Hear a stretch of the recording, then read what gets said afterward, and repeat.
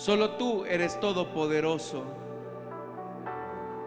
Y aun cuando nosotros somos pequeños y débiles, tu amor supera nuestra pequeñez. Y te alabamos y te bendecimos, porque hay un anhelo profundo en nuestro ser por estar contigo, por vivir contigo. A ti sea toda la gloria, a ti sea toda la alabanza. Esta noche pedimos que nos entregues tu palabra. Aquieta nuestros sentidos. Te lo pedimos, Señor, y te lo suplicamos en Cristo Jesús. Amén y amén. Damos fuertes ofrendas de palmas a nuestro Dios, hermanos. Gloria al Señor. Nos vamos a poner en pie, hermanos, y vamos a abrir la Biblia en el libro de Apocalipsis. Es el libro de la Biblia que estamos estudiando versículo a versículo los días martes. Y en esta ocasión nos corresponde iniciar el capítulo número 11.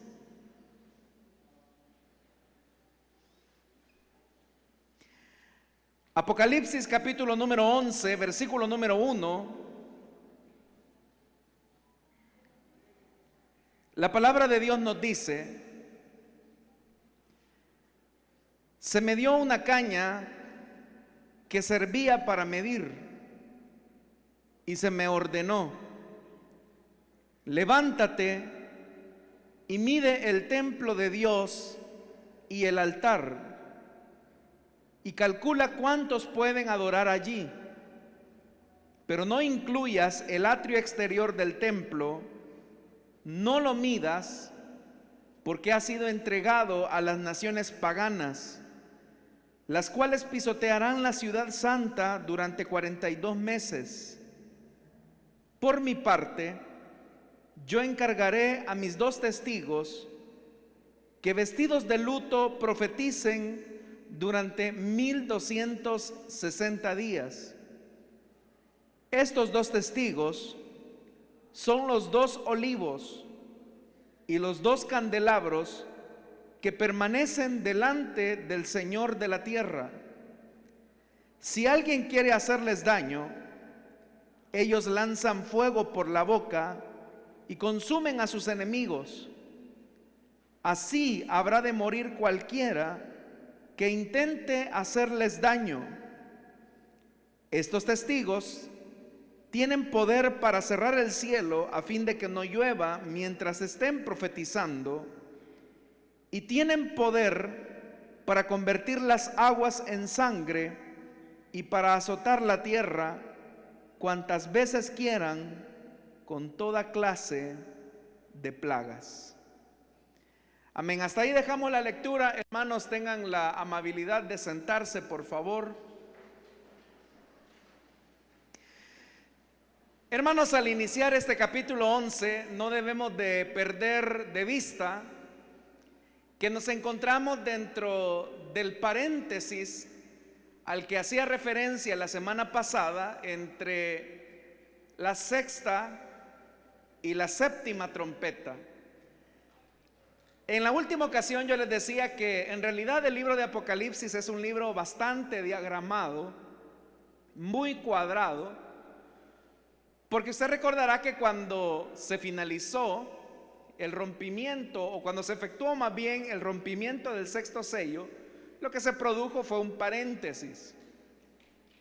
Y después de ese paréntesis vino el rompimiento del 7º sello. Lo mismo ha ocurrido acá con las trompetas, y es que entre la 6ª y la 7ª trompeta hay un paréntesis bastante largo.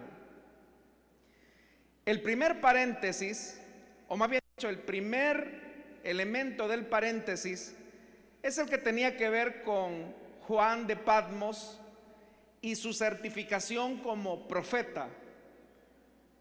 Y siendo profeta, él recibe el rollo pequeño, y es ahí donde él es comisionado para profetizar a muchos pueblos, a muchas naciones y a muchas lenguas y reyes. Eso es lo que dice el versículo 11 con el que finalizamos la semana pasada. Ahora el capítulo 11, que es una continuación siempre de ese paréntesis, se nos va a hablar acerca de los dos testigos. Este es uno de los pasajes más difíciles de interpretar de toda la Escritura, porque hay ciertos elementos, hermanos, que aparecen ahí que resultan ser un poco contradictorios con otras enseñanzas del Nuevo Testamento. Sin embargo, para entender cuál es el verdadero significado de este pasaje, se hace importante que apliquemos una norma de hermenéutica que es fundamental para el acercamiento a estos pasajes difíciles de la Biblia. Y es que hay que recordar la intencionalidad del escritor del Apocalipsis. Recordemos que Juan de Patmos es un pastor que ha sido encarcelado precisamente por ser testigo de Jesucristo y por llevar a las últimas consecuencias la experiencia cristiana de la evangelización frente a un imperio romano que trata la manera de igualar la creencia de todos sus habitantes bajo la tutela del imperio. Y ante esas circunstancias la iglesia pues obviamente tiene que enfrentar persecución. Entonces el sentido del pasaje que hemos leído, que nos va a hablar acerca de los dos testigos, tiene como finalidad alentar a la iglesia en el sentido pastoral. Y es que en medio de las persecuciones que el antirreino pueda provocar hacia la iglesia, el Señor siempre va a mantener su testimonio por la palabra, pero eso va a significar un momento de separación. Y por eso es que vamos a notar los contrastes de esa separación que ahora el Señor está dispuesto a revelar a través de esta enseñanza.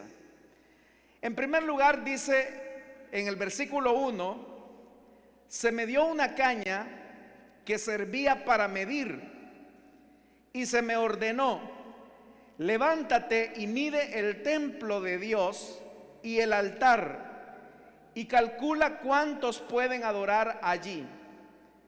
Dice que se le da una caña, no sabemos quién se la da, probablemente el mismo ángel poderoso que le entregó el rollo pequeño, pero recibe una orden. La caña, hermanos y hermanas, era una medida que se utilizaba precisamente para medir distancias. Ese era el elemento, el objeto que se utilizaba para medir. Siendo que esta era una medida básica del siglo I, hay que recordar que, al igual que ahora nosotros que utilizamos el metro, por ejemplo, lo utilizamos para medir los espacios. Cuando usted quiere comprar una propiedad, un terreno, una casa, pues se necesita un instrumento que mida cuánto es el territorio que se va a convertir en su propiedad. Entonces, cuando el Señor ahora le dice que le da una caña y que esa caña sirve para medir, dice que se le ordenó: levántate y mide el templo de Dios y el altar y calcula cuántos pueden adorar allí. Entonces, lo primero que se le dice a Juan es que él tiene que medir el templo. Ahora, usted tiene que tomar en cuenta, hermanos, que el templo estaba dividido en tres grandes secciones. Comenzando de afuera hacia adentro, el patio sería el atrio, la primera cámara sería el lugar santo y la cámara más íntima sería el lugar santísimo. Entonces, el templo estaba dividido en el atrio, lugar santo y lugar santísimo. Entonces, lo que se le dice a Juan es que tiene que medir el templo de Dios. Y se le dice que también tiene que medir el altar. Esta es la tercera vez que en el libro de Apocalipsis se menciona el altar. En primer lugar, hermanos, la primera vez que se habló acerca del altar fue cuando se habló que en el altar, cerca del altar, estaba esa cercanía con los mártires. La segunda vez que aparece la mención del altar tiene que ver con el incienso que representa las oraciones de los justos. Y la tercera vez que aparece el altar es acá en este capítulo número 11. Pero si usted recuerda, cuando yo le dije acerca del altar, ese altar de oro es el que se encontraba frente al lugar santísimo, que era donde se llegaba a ofrecer incienso, y ese lugar lo que representa son las oraciones de los justos. Es decir, que es el lugar más secreto frente a la misma presencia de Dios. Entonces se le dice que mida el templo de Dios y que se mida el altar y que calcule cuántos pueden adorar allí. Ahí es donde aparece un elemento extraño, aparentemente, porque en el lugar santo y en el lugar santísimo no era un sitio de adoración. Hablo del templo que tanto Salomón construyó como también la tienda de reunión. En realidad, al lugar santo y al lugar santísimo solamente entraba el sumo sacerdote de tiempo en tiempo. El templo no era un lugar de adoración, pero acá se dice que se calcule cuántos pueden adorar allí en el templo. Ahora, la pregunta surge, hermanos y hermanas, porque las personas dicen, bueno, ¿y cómo es que Dios quiere saber cuántos pueden adorar ahí en ese recinto? Pero en realidad, hermanos, no es que Dios no sepa, o no es que Dios quiera saber cuántos metros cuadrados se necesita para albergar a las personas que pueden adorar allí, porque Dios todo lo sabe. En realidad, el sentido del pasaje, cuando se le da la vara a Juan de Patmos, es que él establezca los límites de aquello que es propiedad de Dios, de aquello que no lo es. Cuando usted va a medir una propiedad o va a medir un terreno, precisamente lo que busca es delimitar el espacio que va a ser suyo, y al hacer esa delimitación, usted está certificando esa propiedad. Hoy, hermanos y hermanas, las medidas que se utilizan para definir los límites de una propiedad se hace en metros. Entonces, usted puede decir que quizás su casa tiene tantos metros de frente por otros metros de fondo. Entonces, cuando usted sabe esas medidas, en realidad, hermanos, el conocimiento de esas medidas es delimitar lo que es su propiedad. Entonces, lo que ahora el Señor quiere es establecer un principio de referencia. Y es que hay cosas que le pertenecen a Dios, pero hay otras que aparentemente le pertenecen a Dios, pero que no lo son. Por eso es que vea, hermanos, el contraste que aparece en el versículo 1 y el versículo 2. En el versículo 1 se le dice: mide el templo. Pero en el versículo 12 dice: no incluyas el atrio exterior. Entonces vea, hay una diferencia marcada. ¿Qué es lo que Dios está diciendo en esto? Lo que está adentro del lugar santo y el lugar santísimo es mi propiedad, me pertenece. Pero lo que está en el atrio, eso ya no me pertenece. Pero hay que recordar algo, y es que el atrio era parte del templo. Pero ahora el Señor lo que está diciendo es que el atrio no le pertenece, porque le dice: no lo midas. Pero ¿por qué no lo debe de medir? No lo debe de medir porque dice: ha sido entregado a las naciones paganas. Entonces ahí aparece un contraste nuevamente. Primero, lo que se debe de medir, que es el templo y el altar, es decir, lo que está adentro. No se va a medir lo que está afuera. ¿Quiénes son los que van a estar adentro? Ahí lo dice, los que adoran a Dios allí.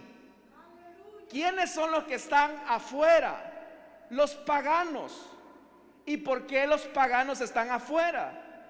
Porque dice que han sido entregados, el atrio ha sido entregado a las naciones paganas, porque ellos van a pisotear la ciudad santa durante 42 meses. Entonces vea que hay una relación espacial bien definida. Cuando Dios le entrega la caña de medir a Juan, es para eso.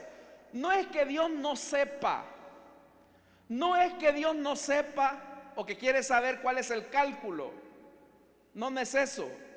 Lo que Dios quiere es delimitar lo que está adentro y que le pertenece a Él, y lo que está afuera pero que no le pertenece a Él, aunque simula ser parte del templo. Esto, hermanos y hermanas, a nosotros nos deja una importante enseñanza. Y es que aunque el atrio aparentemente era parte del templo, Dios está diciendo, los que están afuera, en eso que aparentemente es parte del terreno o de la propiedad de Dios, en realidad no lo es. Y no lo es porque son paganos que han de pisotear, y ahí lo dice, la ciudad santa.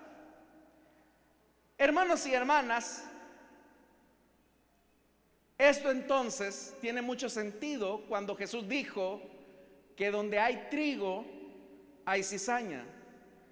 Pero el trigo y la cizaña crecen a la par y crecen juntos, que fácilmente alguien puede confundir la cizaña con el trigo.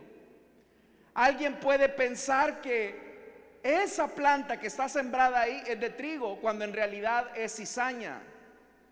Pero Dios, que conoce los corazones, Él sabe quiénes están adentro y quiénes están afuera. Pero vea, Dios mide en las circunstancias difíciles de la iglesia quién está adentro y quién está afuera. Muchas veces en las pruebas y en las tribulaciones, las personas sacan lo que llevan dentro. En la persecución las personas evidencian quiénes son en realidad en su carácter. Dios ya lo sabe, nosotros no.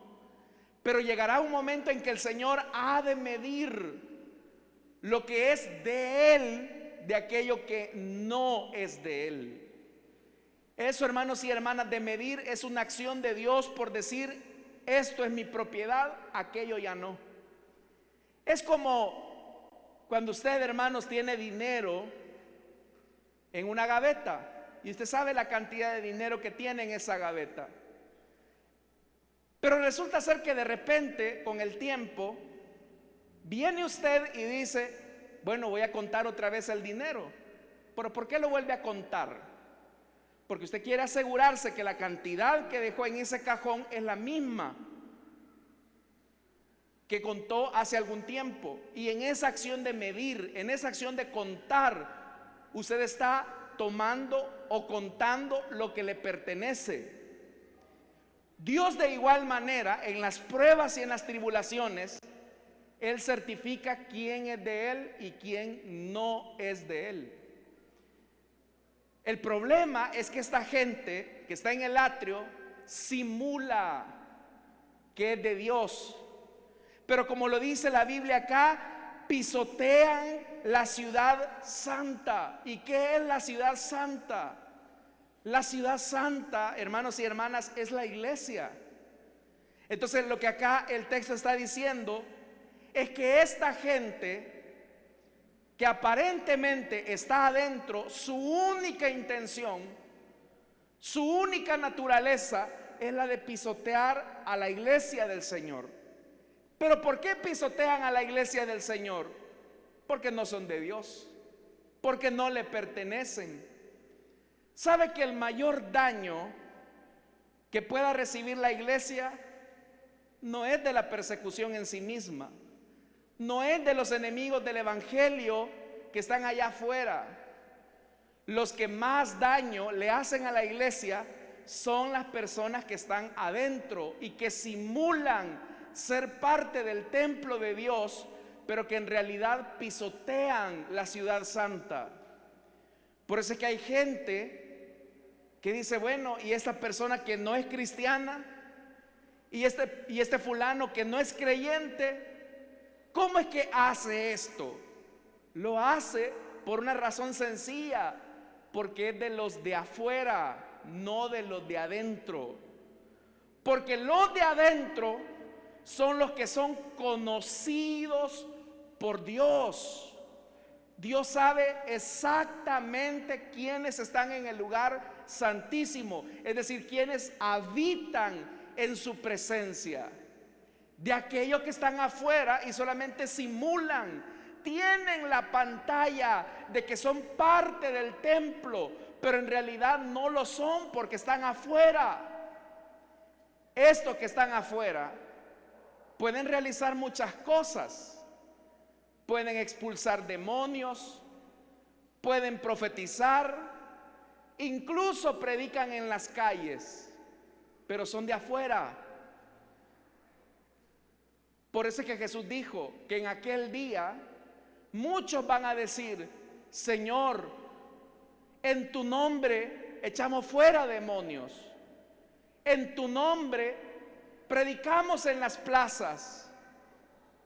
Y todas esas manifestaciones, el Señor no dice que sean falsas, pero el Señor les tendrá que decir, apartaos de mí, hacedores de maldad, aléjense. ¿Qué es lo que certifica la autenticidad de un creyente? Lo que certifica la autenticidad de un creyente, como ya lo vimos acá en el libro de Apocalipsis, es el sello del Espíritu. Es decir, es la morada del Espíritu Santo en el creyente que produce frutos o el fruto del Espíritu. Aquí no se trata, hermanos y hermanas, de lo que hacemos en la iglesia. No se trata del activismo. No se trata tampoco del tiempo que tengamos de estar en una iglesia. Porque puede haber, de hecho hay gente dentro de las iglesias que está engañada, que creen que son, pero Dios sabe que no son, que creen estar adentro, pero en realidad están afuera, están en el atrio. Porque esa gente que está en el atrio simula, ya le dije, que es parte del templo, pero no lo son. Porque con sus obras lo que hacen es pisotear la ciudad santa, pisotean a la iglesia, pisotean el testimonio del evangelio. Por eso es que dice que esa gente pisoteará la ciudad santa, vea esto, durante 42 meses. 42 meses, hermanos, es una relación de tiempo que no es alegórica, es exacta. 42 meses son 3 años y medio. Más adelante se va a hablar también de 1260 días, que corresponde también a 3 años y medio. Entonces, claramente lo que el texto está evidenciando es que hay un tiempo donde esta gente aparenta ser del templo y hace cosas que aparentemente le autentican su nivel de religiosidad. Pero dice el versículo 3, esto es siempre parte del paréntesis, por mi parte, es decir, allá ellos están afuera, ellos no me pertenecen, ellos creen que son míos, pero no lo son. El versículo 3 dice, por mi parte, está hablando Dios, yo encargaré a mis 2 testigos. ¿Por qué 2 testigos? Porque recuerde que la ley dice que en boca de 2 testigos consta toda palabra. Entonces, estos testigos serán enviados para testimonio de aquellos que niegan el testimonio de la verdad de Jesucristo. Significa, hermanos y hermanas, que es verdad que hay gente que es hipócrita, que es verdad que hay gente que está camuflajeada al interior de las iglesias, que es verdad que hay gente que pisotea la causa del evangelio, pero eso no significa que Dios se va a quedar sin palabra, sin testimonio. Siempre el Señor tendrá un remanente fiel. Hágase la pregunta: ¿de quiénes es usted?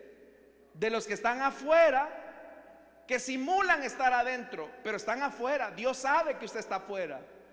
¿O son de los que están adentro? ¿Quiénes son los que están adentro? Los que son conocidos por Dios. Por eso, hermanos y hermanas, Jesús dijo: mis ovejas oyen mi voz, me escuchan, me siguen. ¿Quién es el que está afuera? Aquel que oye, hermano, y no pone en práctica la palabra. Aquel que viene a pasear el tiempo, a perder el tiempo. Mira, hay muchos que a perder el tiempo vienen a la iglesia. Andan como farolitos de arriba para abajo. Ya uno ya los tiene mapeados. Pero esos que no atesoran la palabra son los que al final quedan afuera. Pero los que están adentro son los que disfrutan la palabra, porque son palabras de vida eterna que consuelan el alma y el corazón del sediento que busca de Dios.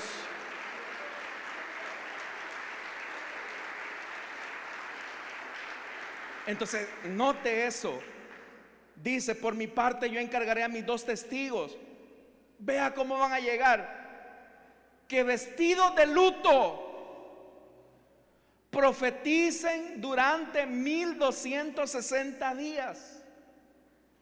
No solamente los profetas van a dar un mensaje, sino que vea, ellos son el mensaje y están vestidos de luto. ¿Por qué? ¿Qué es lo que quieren testificar en contra de estos que están afuera y que creen que están adentro? ¿Cuándo es que uno se viste de luto? Cuando hay muerte. ¿Cuándo es que una persona se viste de cilicio, como dice la Reina Valera? Cuando hay muerte. Entonces, estos 2 testigos están para testificar en contra de la falsa espiritualidad de aquellos que creen estar dentro, pero están fuera. Es Dios el que les está diciendo: tienes apariencia de que vives, pero estás muerto. Amados hermanos, cuando esto ocurre, dice que van a profetizar. Hay que tomar en cuenta esto. Muchas veces nosotros pensamos que la profecía tiene que ver solamente con predecir cosas del futuro.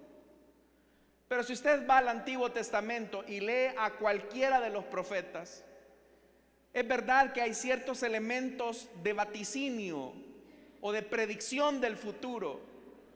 Hay profecía de futuro, pero es lo menos. El mayor mensaje de los profetas tenía que ver con la confrontación del pueblo en su realidad espiritual presente. Por eso es que los profetas atacaban la injusticia, por eso es que los profetas atacaban la idolatría, la inmoralidad, todas esas cosas. ¿Por medio de qué? De la palabra. Pero esa palabra en algunos era palabra de vida, porque reflexionaban y decían: es verdad, estamos mal como país, estamos mal como pueblo de Dios, hay que regresar al Señor. Pero ese era el menor de los casos.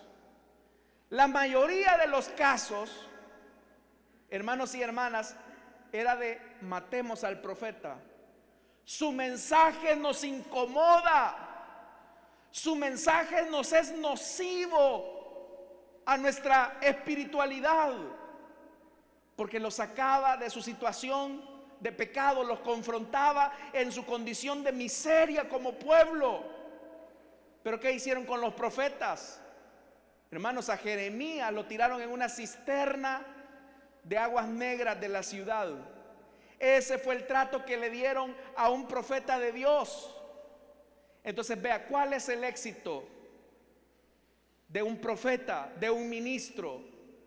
El éxito de un profeta y de un ministro consiste en su fidelidad a la palabra. El ministro de Dios no está comprometido ni siquiera con la gente en sí misma. Está comprometido con la palabra de Dios. A veces esa palabra será dura, como aquellos que llegaron a decirle a Jesús: Maestro, la gente se ha ido porque creen que tu palabra es muy dura. Y el Señor les tiene que decir: no me había dado cuenta que había bajado la membresía. Voy a bajarle al mensaje. No fue eso lo que dijo Jesús. Jesús lo que les dijo: se están yendo. Si ustedes se quieren ir, váyanse también, les dijo Jesús. Pero aquel dijo: Maestro, pero ¿a dónde iremos si solamente tú tienes palabras de vida eterna? Porque los que están adentro aman la palabra. Los que están adentro aman la palabra. Los que están afuera en el atrio, lo que hacen es juzgarla, menospreciarla y desecharla. ¿Cuánta gente no hay, hermanos, que dice: no me gustó el mensaje, me voy a una iglesia que sea menos exigente, me voy a una congregación donde me motiven a mí, donde saquen el campeón que llevo dentro? Eso es lo que ando buscando. Y como hay iglesias de todo tipo, usted puede buscarla de colores y sabores y las va a encontrar. Pero hermanos y hermanas, no busque un lugar donde le digan lo que usted quiere oír. Congréguese en un lugar donde usted necesite escuchar la voz de Dios, la palabra de Dios. Y a veces esa palabra será un poco incómoda, pero será como ese bisturí que irá rompiendo el tejido y sanando con la palabra, sanando con la palabra. Entonces pregúntese, ¿usted de cuáles es? ¿De los que están afuera o de los que están adentro? Vea lo que dice el verso 4. Estos dos testigos son los dos olivos y los dos candelabros que permanecen delante del Señor de la tierra. Dice que son testigos, y la palabra que ahí se traduce como testigo es la palabra mártir. Estos son dos mártires. ¿Pero por qué son mártires? Porque al igual que Esteban, dice, son los dos olivos. Y usted sabe que del olivo se saca el aceite. En esa época las luminarias se encendían con aceite. ¿Cuál es la característica de un testigo que está adentro y que viene de Dios? Que tiene la unción del Espíritu. Tiene al Espíritu Santo que certifica su mensaje. Por eso dice que estos dos testigos son los dos olivos y los dos candelabros que permanecen, oiga, que permanecen delante del Señor de la tierra. Vea otra vez la realidad espacial. Ellos están delante del Señor. Delante del Señor significa que están cerca de Él. Significa que están adentro. Pero los de afuera, esos no tienen nada.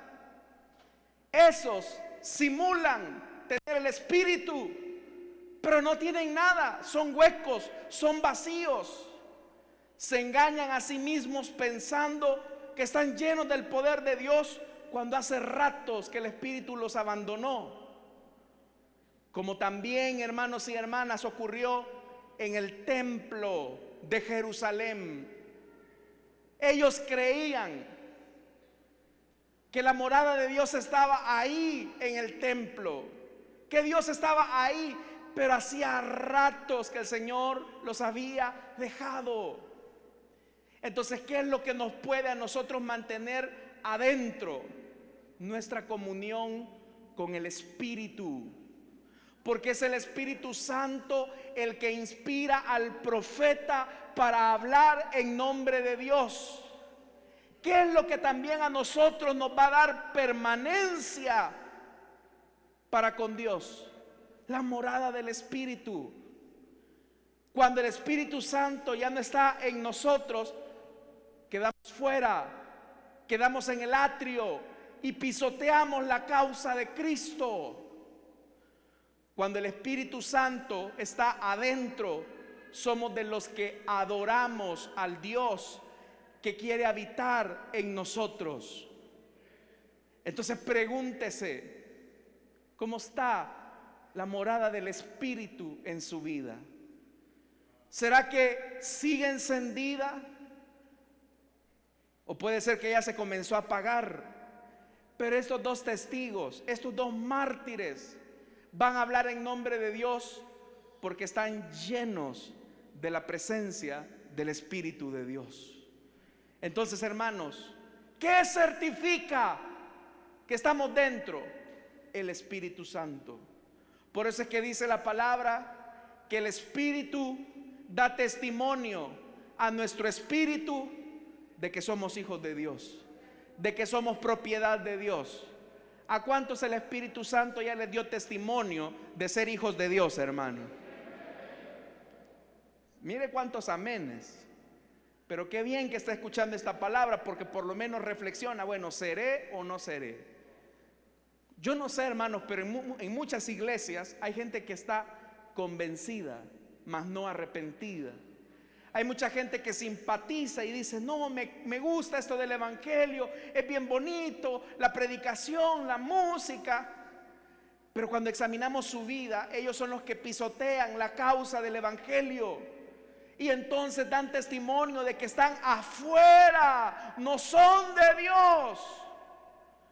Pero el que tiene el Espíritu Santo no es que está exento a no fallar. Podemos fallar, y de hecho que fallamos.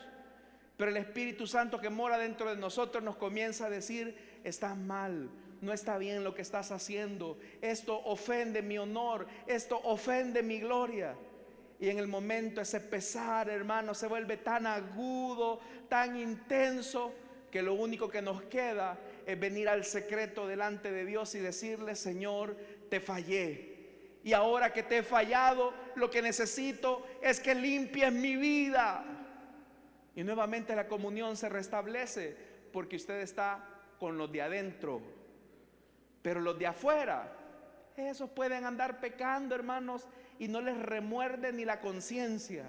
Tienen más duro el pensamiento y el corazón como cualquier calle dura que puede existir en este país. Hacen y deshacen y como que si nada ha pasado. Pero el que tiene el Espíritu Santo sabe que no puede vivir en pecado, porque Él está en el lugar santísimo, está delante de Dios y sabe que Dios es un Dios santo y solamente se relaciona en términos de santidad. ¿Cuántos hermanos de nosotros, los verdaderos hijos de Dios, cuando fallamos a Dios, nos sentimos los más miserables del mundo? ¿Cuántos nos hemos sentido así alguna vez? Claro, no se avergüence, todos hemos fallado alguna vez al Señor, pero nos sentimos mal. Un pensamiento puede ser, una palabra puede ser, y eso nos carga. Pero el que no conoce de Dios, hermano, ese es un fino hipócrita. Ese se anda escondiendo detrás de un uniforme. Ese se esconde detrás de un privilegio. Ese se esconde detrás de su religiosidad. Y tal vez puede engañar al pastor, puede engañar a los hermanos, puede engañar a la familia, pero déjame decirte que a Dios no lo engañas. Él sabe quién es de Él y quién no es de Él. Él lo conoce todo, porque delante de la vista del Señor nada se oculta debajo de la tierra, hermanos y hermanas. Él conoce hasta la interioridad del corazón.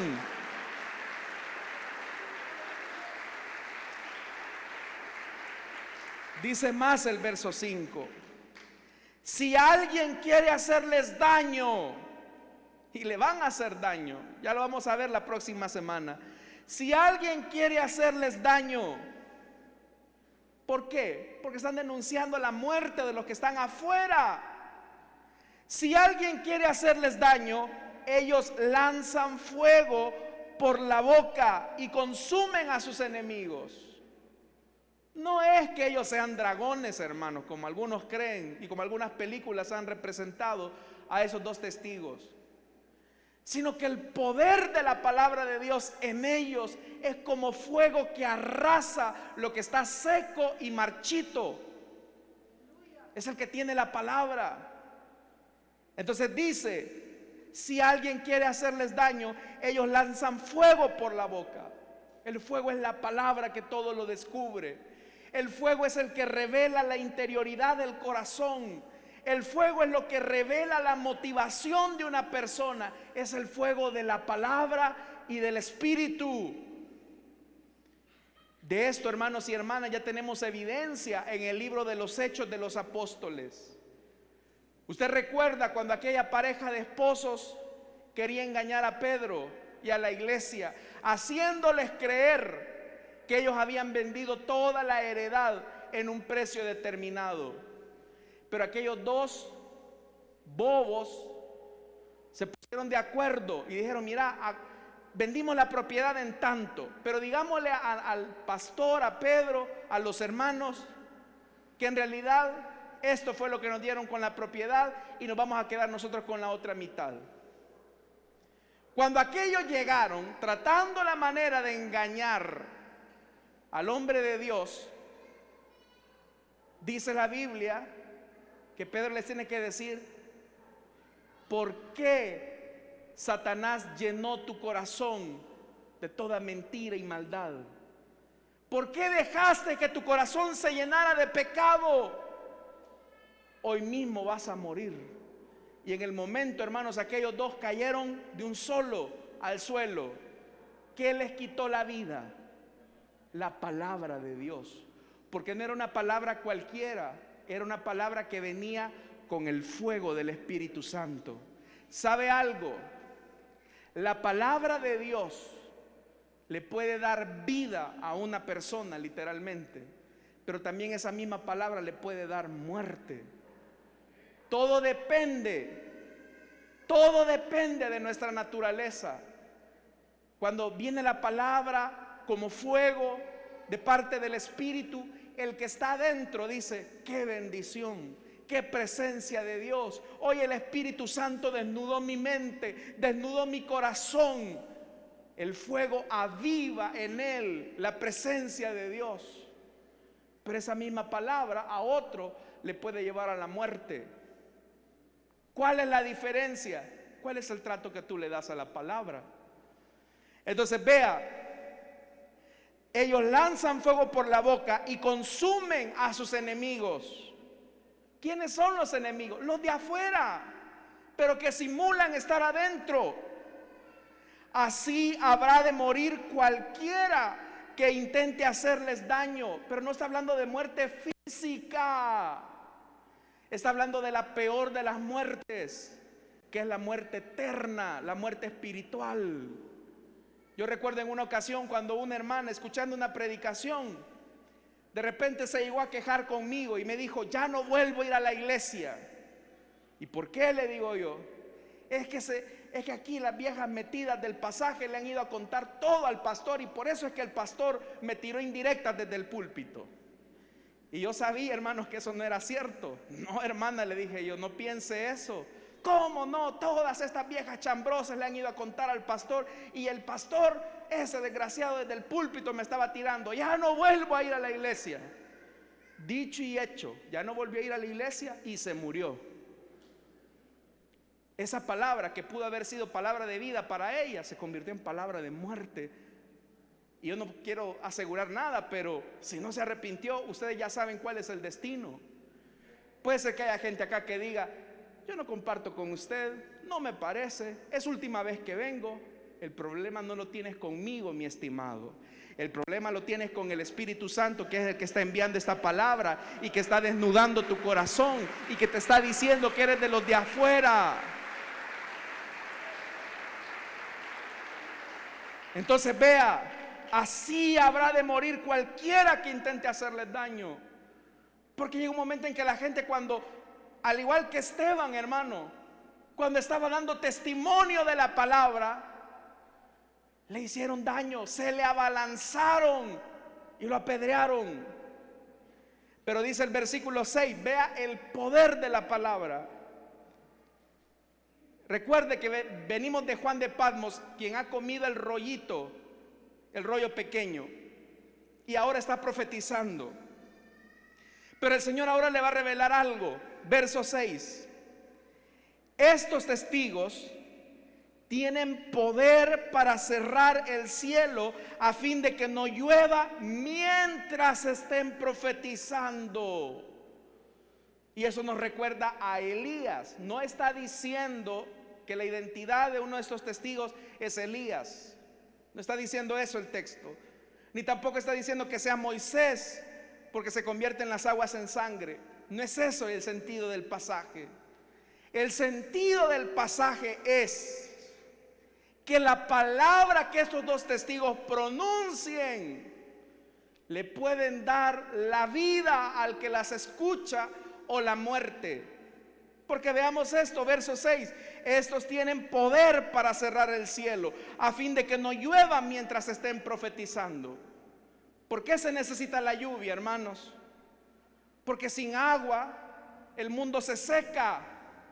Sin agua no hay cultivos, sin agua no hay vida. Entonces vea que el sentido del pasaje es ese. Aquellos que rechazan el mensaje de la palabra, lo único que les espera es la muerte. Y vuelve a aparecer el agua. Vea, tienen poder para convertir las aguas. Pero ya hay una relación, hermanos, nuevamente espacial. Las aguas de arriba que descienden del cielo y las aguas que recorren los ríos, lo que son los ríos. Entonces, arriba y abajo. Aquí hay un punto importante. Y lo que el escritor está señalando es que la palabra que se profetiza, la palabra que viene de Dios, si se rechaza, va a producir muerte en todos los aspectos de la vida. El que rechaza la palabra va a tener muerte arriba y abajo. El cielo se va a cerrar para él. Las aguas de las que puede beber se van a convertir en sangre. ¿Y qué es la sangre? ¿Cuándo es que hay sangre? Cuando se ha producido la muerte. El peor de los males o de las consecuencias que puede haber para una vida es cuando cierra su corazón a la palabra y Dios lo entrega a la dureza de su corazón. Hay gente que ya está dura, hermanos, que ya está dura, y esa es la peor de las consecuencias que puede haber. Porque así como Acab y Jezabel endurecieron su corazón, ¿cuál fue el resultado de rechazar al Dios verdadero y amar a Baal? Que el cielo se cerró. El cielo se cerró. Y llegó un momento en el que el juicio que habían hecho de Elías, al verlo vestido con ropa de pieles de camellos, de pelo de camello, al ver esa indumentaria tan rústica, decían: este es un loco. Lo rechazaron, lo vieron como un loquito fanático. Ese rechazo que le hiciste al hombre de Dios, a su mensaje, te va a cerrar el cielo de todo el país. Y como dijo Elías, no va a caer ni una gota de agua hasta que yo lo ordene. Y así ocurrió. Se cerró el cielo, porque no estaban menospreciando a Elías, estaban menospreciando la palabra de vida. Así como también cuando Moisés se presentó ante Faraón y demandaba un cambio de vida en el trato que daban los hebreos, el faraón endureció su corazón. Como resultado, el Señor le mató el Nilo a Faraón y todas las aguas se convirtieron en sangre. Muerte para Faraón. Porque lo único que le espera a una persona que rechaza el evangelio, que rechaza la palabra, es la muerte. Pero paradójicamente, quienes más rechazan la palabra son los que simulan estar adentro, pero en realidad están afuera. Así que, hermanos, hágase la pregunta esta noche: ¿usted de cuáles es? ¿De los de adentro o de los de afuera? El que tenga oídos para oír, que oiga lo que el Señor nos ha dicho esta noche, hermanos y hermanas. Amén, hermanos.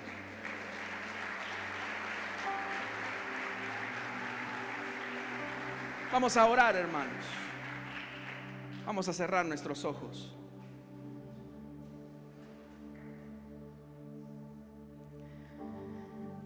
No puedo extender mucho este llamado, pero si hay alguien acá que desea entregarle su vida a Cristo o que quiera reconciliarse, puede ponerse en pie.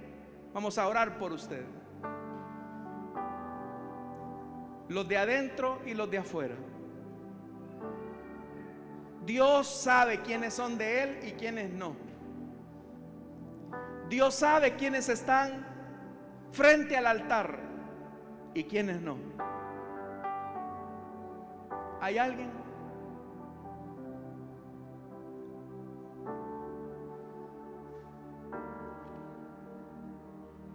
¿Hay alguien que desea reconciliarse o entregarle su vida a Cristo? Puede ponerse en pie y en el lugar donde está vamos a orar por usted. Si no lo hay, vamos a orar, hermanos. Y en realidad, pregúntese: ¿soy de los de adentro o soy de los de afuera? ¿He vivido engañado pensando que estoy adentro cuando en realidad estoy afuera? Eso solo usted lo sabe. Por eso, si el Espíritu Santo ya le dio a usted testimonio de que es hijo de Dios, usted es de lo de adentro. Pero si usted no tiene esa seguridad, yo no me arriesgaría. Tendría esa seguridad rindiendo mi vida hoy al Hijo de Dios. Recuerde que rechazar la palabra le va a traer muerte, le va a cerrar los cielos y le va a convertir en sangre las aguas. No hay agua fuera de Jesús. No hay agua fuera de Jesús. Solo Él es la fuente de vida. Y por eso es que esos dos testigos tienen palabra que respalda.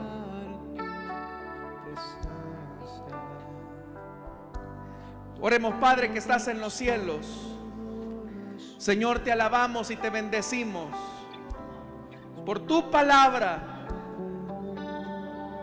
Sabemos que en los momentos más difíciles se define lo que está dentro y lo que está afuera. Tú sabes quiénes son tuyos y quiénes no. Tú sabes quién es trigo y quién es cizaña. Tú lo sabes, Señor. Pero yo te pido por los que somos trigo, para que la palabra nos nutra y nos lleve a dar mucho fruto. En Cristo Jesús. Oramos también, Señor, por nuestras ofrendas y nuestros diezmos. No te damos de lo que nos sobra, sino de lo mucho que tú nos das. Con acción de gracias oramos en Cristo Jesús. Amén y amén. Pueden